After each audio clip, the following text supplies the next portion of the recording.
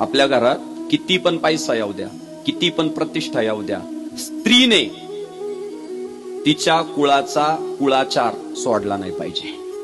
स्त्रीने काही मर्यादा सांभाळल्याच पाहिजे. महाराष्ट्राच्या राजकारणात तुम्ही बघा, हिंदू हृदय सम्राट बाळासाहेब ठाकरे, त्यांच्या पत्नी स्वर्गीय मीनाताई बाळासाहेब ठाकरे, काय कमी होतं घरात? पैसा कमी होता? कमी नव्हता.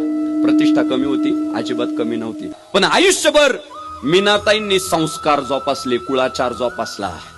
त्यानंतर महाराष्ट्राच्या राजकारणातले ज्येष्ठ नेते शरदजी पवार साहेब, त्यांच्या पत्नी सौभाग्यवती प्रतिभाताई शरदजी पवार, त्यांनी सुद्धा कुळाचार जोपासला, संस्कार जोपासले.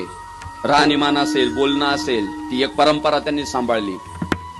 आणि सध्याच्या पिढीमध्ये ते सद्गुण जर कोणात पाहायला भेटतात तर बारामतीच्या सौभाग्यवती सुनेत्रावहिनी अजितदादा पवार, त्या माऊलीमध्ये ते सगळे सद्गुण पाहायला भेटतात. बघा तुम्ही, राहणीमान असेल, बोलणं असेल, नम्रता असेल. सुनेत्रावहिनी तुम्हाला आयऱ्या गायऱ्या कपड्यांमध्ये कधीच दिसणार नाही. सुनेत्रावहिनी तोंडात येईल तसं बोलताना तुम्हाला कधीच दिसणार नाही. एक मोठ्या कुळातली स्त्री कशी असावी त्याचं उदाहरण म्हणजे बारामतीचे सुनेत्राताई अजितदादा पवार आहे.